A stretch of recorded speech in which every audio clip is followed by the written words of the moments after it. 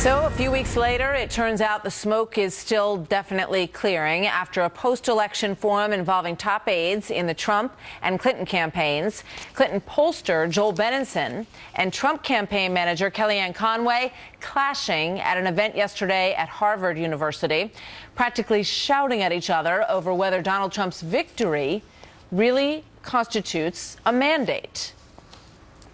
Listen, you guys won. That's clear. You won the Electoral College. That's the currency. That was the fight, right? Let's also be honest. Don't act as if you have some popular mandate for your message. And, Tony, we'll talk about the wrong track number again like you and I just did. The fact of the matter is that more Americans voted for Hillary Clinton than Donald Trump.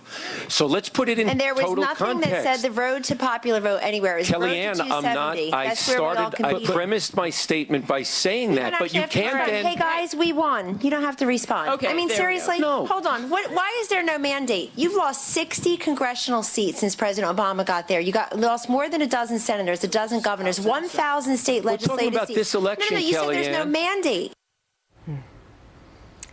Reflects in some ways a conversation that is still going on across the country. Juan Williams is Fox News political analyst and author of the book We the People. Mercedes Schlapp is former spokeswoman for President George W. Bush and a Fox News contributor. Welcome. You guys are not going to go at it like that, or maybe you are. We'll see what happens. Juan, is Joel Benenson right? Well, about the mandate, I mean, that's up to how you view it. I mean, his premise was that Hillary Clinton won the popular vote. It wasn't close. It's now building. It's more than 2.5 million. So that's pretty substantial.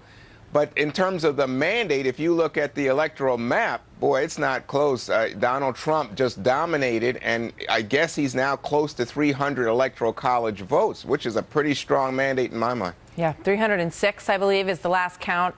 Mercedes, when you look at this and you look at the bitterness between these two camps, what's your take? Well, I'm thinking they probably should have had tequila shots and maybe had the conversation. That makes some people mean, though. You know, it affects people different ways. No, I do say, you know, obviously there is still so much emotion. And I think for the Democrats, it's trying to, instead of being introspective and figuring out, well, what went wrong.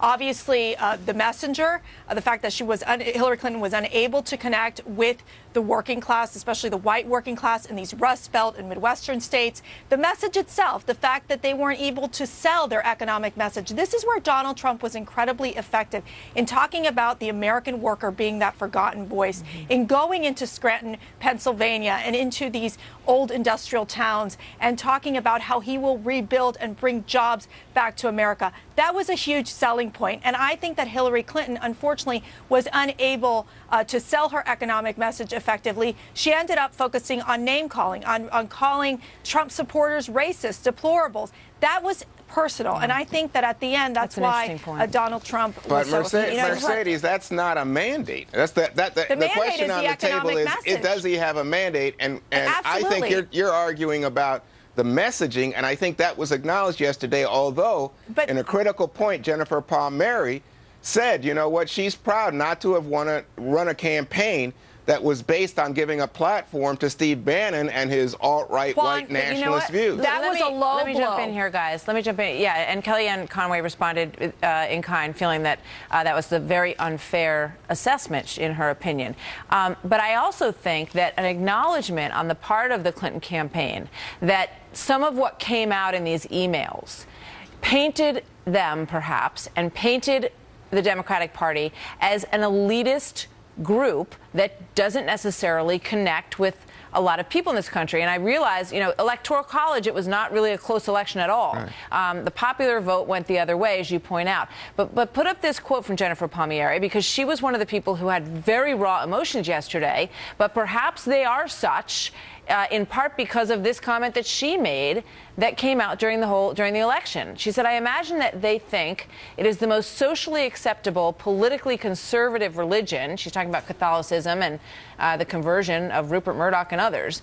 Their rich friends wouldn't understand if they became evangelicals. You know, you look at the Catholic vote, you look at the evangelical vote, which ended up going very strongly for Donald Trump. So in part, they need to maybe look in the mirror a little bit here, Mercedes. Absolutely. And I can tell you, just speaking to many Catholics in my community who were not wanting to vote for Donald Trump. Once that email came out, it was a turning point for many of my Catholic friends who were basically saying absolutely not. They were concerned about the Democrats inserting themselves, trying to change the tenets of the Catholic faith. Obviously, for evangelical Christians, when you're talking about 81% voting for Donald Trump, that is a huge shift. There was this concern that the Democrats have gone too far in trying to insert themselves. This is John Podesta. This is Jennifer Palmieri, two Catholics. And, you know, just a moment ago, Martha was talking about these emails. You know, first of all, to me, the evangelicals were going for Trump anyway. I find it very difficult given Trump's values and evangelicals. I just told you why. But I want to say this, that the one thing those two campaigns agreed on up at Harvard was that the media didn't think Trump could win, and as a result gave undue attention to this email stuff and played up things like the one you're talking about. I don't think it had any impact, according to the polls, on the outcome of that election. We're going to carry this over. Thank you very much, you guys.